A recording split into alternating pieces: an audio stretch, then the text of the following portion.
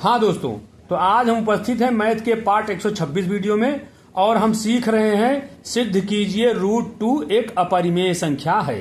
दोस्तों बहुत ही इंपॉर्टेंट प्रश्न है ये, और ये कक्षा 9 और कक्षा 10 की कई बार प्रतियोगी परीक्षाओं में पूछा भी गया है और ये बोर्ड परीक्षा में भी पूछा गया है। दोनों क्लास के लिए उपयोगी है। तो इसको सिद्ध करने के लिए हमने माना √2 एक परिमेय संख्या P/Q है। अपरिमेय सिद्ध करना है, हमने इसको मान लिया कि एक परिमेय संख्या P/Q है, जहां P तथा Q सह अभाज्य संख्याएं हैं तथा Q ≠ 0। जैसा कि हम जानते ही हैं कि परिमेय संख्याओं की परिभाषा ही होती है P/Q, और जिसे P/Q के रूप में लिखा जा सके और Q ≠ 0 और P तथा Q सह अभाज्य है। सह अभाज्य का मतलब होता है इनका कोई एक गुणनखंड न हो। तो दोस्तों चूंकि हम मान चुके हैं कि ये एक √2 P/Q है, चूंकि P/Q बराबर √2, तो हमारा क्या हो जाता है, Q का इधर भाग है तो इधर गुणा हो जाता है, P बराबर √2Q। समीकरण हमारा 1 हो गया।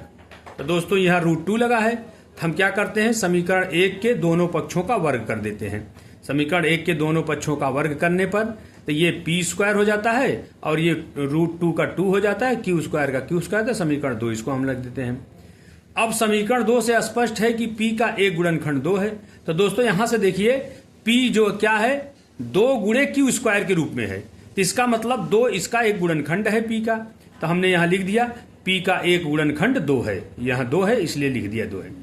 इसलिए अब P बराबर 2a माना। अगर इसका एक 2 गुणनखंड है तो यह किसी न किसी संख्या के 2 गुने के बराबर होगा। तो हमने मान लिया कि यह a के 2 गुने के बराबर है, तो P बराबर हो गया 2a।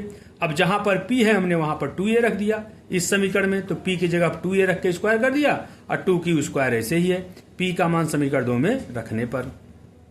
अब जब इसको स्क्वायर करेंगे तो ये हो जाएगा कितना, 2 दूनी 4a² और ये 2Q², तो 2 से 2 कट गया, 2 दूनी 4, तो ये हो गया 2a² बराबर Q²। ये हमारा हो गया समीकरण 3।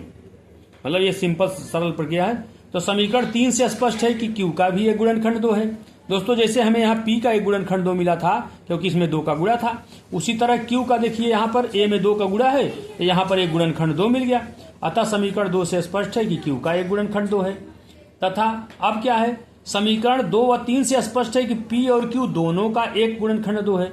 तो समीकरण 2 में देखिए 2 है और समीकरण 3 में भी 2 है, मतलब एक Q का गुणनखंड है, एक P का, तो दोनों का गुणनखंड 2 है। किंतु हमने माना है कि P और Q सहभाज्य है। हमने यहाँ क्या माना है दोस्तों कि P तथा Q सहभाज्य संख्याएं हैं, और हमें यहाँ क्या मिल रहा है कि P और Q का एक गुणनखंड 2 मिल रहा है।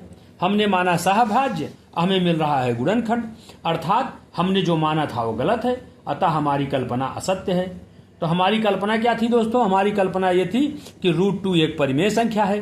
तो दोस्तों जब हमारी कल्पना एक परिमेय संख्या है, असत्य है, तो इसका मतलब क्या है कि √2 एक परिमेय संख्या नहीं है, अर्थात √2 एक अपरिमेय संख्या है। Hence proved. एक सिंपल सी प्रक्रिया है दोस्तों, इसको याद कर लेंगे और थोड़ा सा ध्यान देंगे कि हमने इसमें शब्दों में क्या लिखा है। बस इस प्रकार ये सिद्ध हो जाता है कि √2 एक अपरिमेय संख्या है।